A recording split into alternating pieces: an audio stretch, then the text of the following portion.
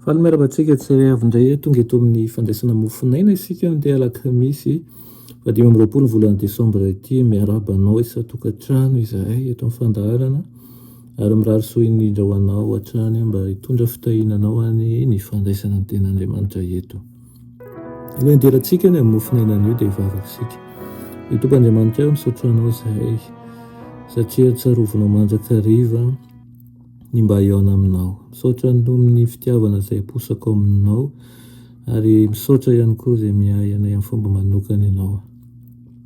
Dia ny teninao izay ankehitriny sokafo ny famampananay araka tsy ho variana ny amin'indraindran'izao tontolo izao. Anaran'i Jesosy, amen. Lohateny mofinainantsika androany dia manao hoe halohan'i Jesosy ny trosa. Ilaina amin'ny Romanina 2:4 manao hoe sa mavoinao ny haren'ny fahamoram-panahiny sy ny fandeferany ary ny faharipony satria tsy fantatrao fa ny fahamoram-panan'Andriamanitra dia mitaonanao hibebaka. Amen. Onesimosy dia anisan'ny mpianatra izay niara-niasa tamin'i Paoly tany Roma. Andevo nitsoponenana avy any Kôlôsia izy io. Kristianina anankiray antsoina hoe Filemona ny tompon'ny tany. Saingy nandroba ny tompony izy ka nandositra tany Roma. Tamin'ny fahatsaram-panahin'ny fony dia nitady izay hanamaivana ny fahantrana sy ny fahorian'ity mpitsoponenany ity ilay apôstôly sady niezaka handatsaka ny fahazavan'ny fahamarinana tao amin'ny sainy izay nohamaizinina. Nohenohy ny Onesimosy tsara ny tenin'ny fiainana izay tsy nirarahiny taloha ka voaova ho amin'ny finoanan'i Kristy izy ankehitriny.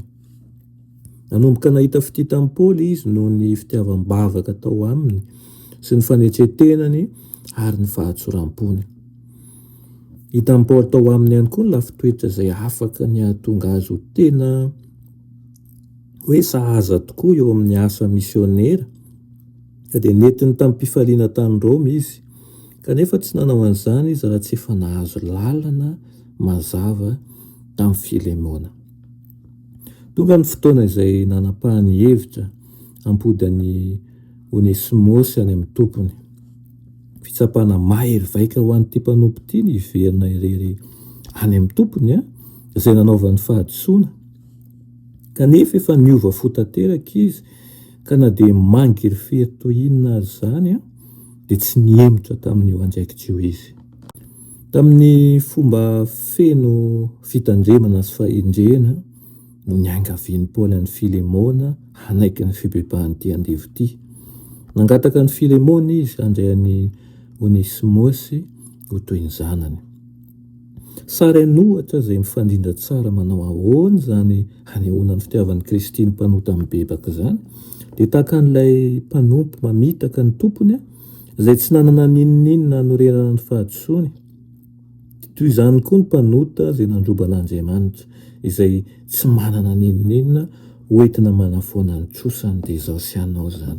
Nefa Jesosy nijoro eo anelanelan'izy ireo sy ny fahatezeran'Andriamanitra ary milaza manao hoe alohako ny trosa. Aoka tsy ahatra amin'izy ireo ny fahamaizinana noho ny fahadisoany fa izao izy Jesosy no hisolo-toerana azy. Fa izao izy Jesosy no hisolo-toerana azy soanao ary hibaby ny fahadisoantsika tsirairay avy. Aoka izany fitiavan'i Kristy izany tsy ho adinontsika mandrakariva satria tsy voavidim-bola antsika ary tsy misy zavatra mahasolo azy ao anatin'ny fiainantsika. Ny azontsika atao dia mandray an'izany fitiavana izany ary ihany koa miaina amin'ny fitiavan'i Kristy. Ny andro anio ny hahatonga anao nikaiky an'i Jesosy izay no irina sy ny ahafahanao mangala ny ratsy. Vavaksika misaotra anao zareo any amin'izany teninao izany.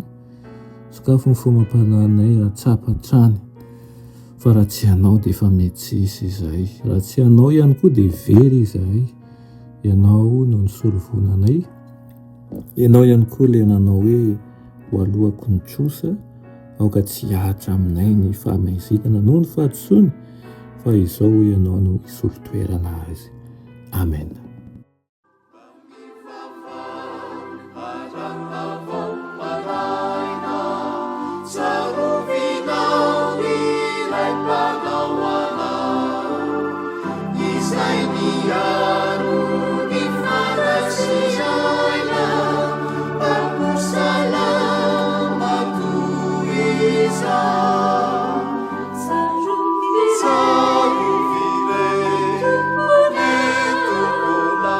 Savior.